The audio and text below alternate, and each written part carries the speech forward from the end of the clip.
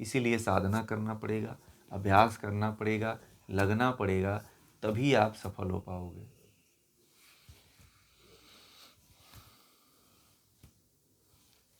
ऐसे मत बैठे रहना कि सोमनाथ के पुजारियों की तरह कि भगवान शिव आएंगे, त्रिशूल उठाएंगे और मोहम्मद के जनीबी का सिर धड़ कलम कर देंगे।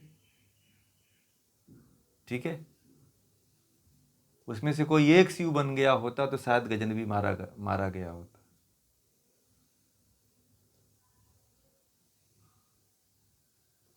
इसीलिए जो है ज्ञान को बढ़ाइए और ज्ञान को बढ़ा करके अभ्यास को करिए, अभ्यास को करके मुक्ति की तरफ आगे बढ़िए, मुक्ति को प्राप्त करिए, क्योंकि मुक्ति ही जीवन का परम लक्ष्य है।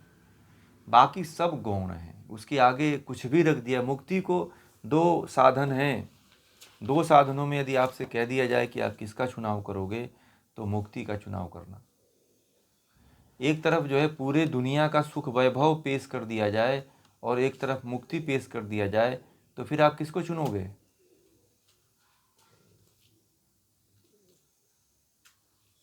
मोक्ष को, मुक्ति को चुनिए, क्योंकि मोक्ष की कीमत अनमोल है। ये संसार की सारी वस्तुएं और आपका जीवन जो है कुछ लिमिट समय के लिए है।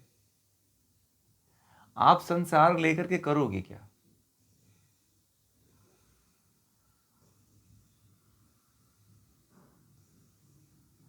एक व्यक्ति हैं, वो कह रहे थे, एक दिन उनका फ़ोन आया, अहमदाबाद के हैं, तो वो कहने लगे कि मेरे पास 10 प्लाट है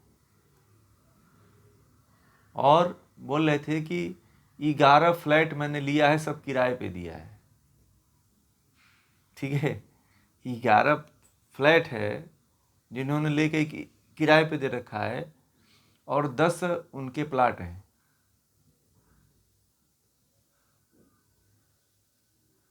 ठीक है, तो ये कहने का मतलब यही है कि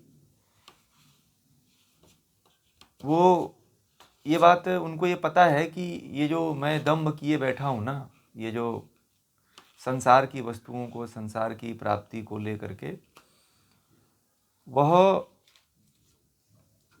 हमारे साथ जाने वाला नहीं है। और हमसे एक दिन चर्चा कर रहे थे कि मैं आपसे इसलिए चर्चा करना चाहता हूँ कि ये जितनी भी वस्तुएं हैं कुछ भी मेरे साथ जाने वाली नहीं है।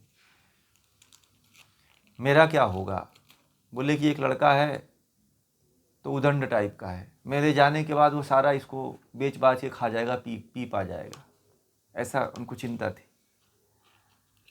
तो मैंने कहा कि जिस संपत्ति को आपने कमाने में पूरे जीवन लगा दिया, अब उसको खोने में भी आपको की पीड़ा है, तो मुझे तो नहीं लगता है कि आप मुक्त हो जाओगे, क्योंकि फिर जन्म लोगे यहीं पे, आप लौट के आओगे कि कहीं ना कहीं ज़मीन को कहीं बेच तो नहीं दिया। और आपके मन में यही चलता रहेगा, क्योंकि इसी विचार को लेकर मरने वाले हो आप कि फलाना जगह 11 मेरा 10 प्लाट फंसा हुआ है, 11 फ्लैट थे, उनका किराया आया कि नहीं आया। समझ रहे हैं?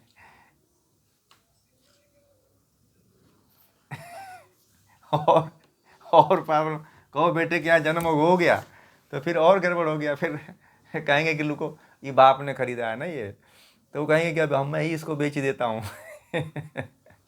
तो लड़का कहेगा कि पुराने हो चुके हैं फ्लैट, और ये प्लाट में कौन रहता है, लग्जरियस हम तो लेंगे, इसे छोड़ो, ये बेकार चीज़ें, तो वो भी उसको बेच देगा। तो उनको ये चिंता है कि पता नहीं इस जीवन का, ज़मीन का क्या होगा, इस घर का क्या होगा। तो इसीलिए जो आप कह रहे थे ना कल, प्रत्याहार, अपरिग्रह, अपरिग्रह जब व्यक्ति के जीवन में नहीं घटित होता है तो व्यक्ति इन्हीं सब चिंताओं को लेकर मर जाता है। ठीक है, जब व्यक्ति के जीवन में अपरिग्रह नहीं घटता है, संतोष नहीं आता है, तो व्यक्ति ऐसे ही चिंताओं को लेकर मरता है। अब उस व्यक्ति के अंदर अभी से चिंता, मरा नहीं है, अभी कुछ हुआ नहीं है, परंतु उसको ये चिंता है कि मेरा बेटा इसको बर्बाद कर देगा। तो मैंने कहा कि आप कहाँ इतना बड़ा खड़ा कर लिए, जाल जो है बुन लिए आप। तो बोलेंगे अरे क्या बताए, मुझे लगता था कि ये बनाते चले जाएं, जितना मैंने कमाया सब लगा दिया इसी में। मैंने कहा, वो बोले कि एक पैंट को मैं 5 साल पहनता था सी करके। मैं अजब के आदमी हुआ। ठीक है। कहते थे कि एक कुर्ता कम से कम 4 साल पहनता था मैं, ठीक है।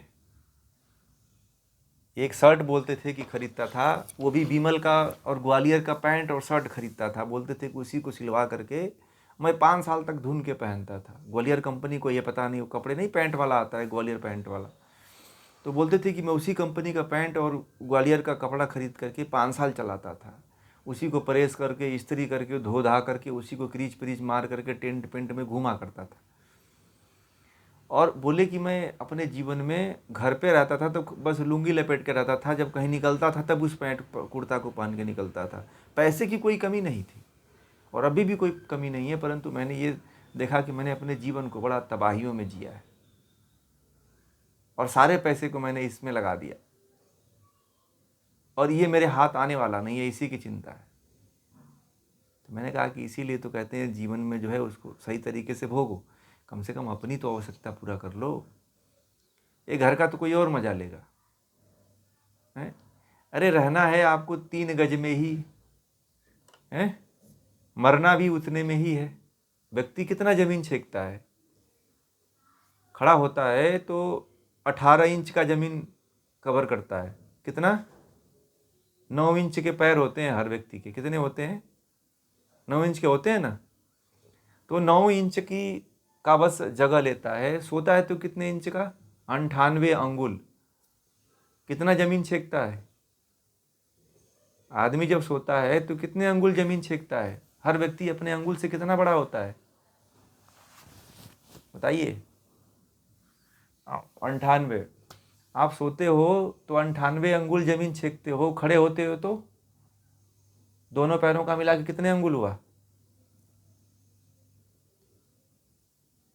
अरे 9 या 18 इंच हुआ ना। अब मान लीजिए कि 9 दूना 18, तो 18 इंच ही आप लेते हो। या मान लीजिए कि उसको 1.5 फीट कहा जाए, हैं? 1.5 फीट जगह पे आप खड़े होते हो और 9 इंच के जगह पे उसको नाप लेना कितना फीट में, इंच में होता है। फिर बताइएगा मुझे आप लोग कितने इंच कितने फीट में होता है, फिर आप लोग बताइएगा। अविनाश जी लोग इंजीनियर हैं, लोग बताएंगे।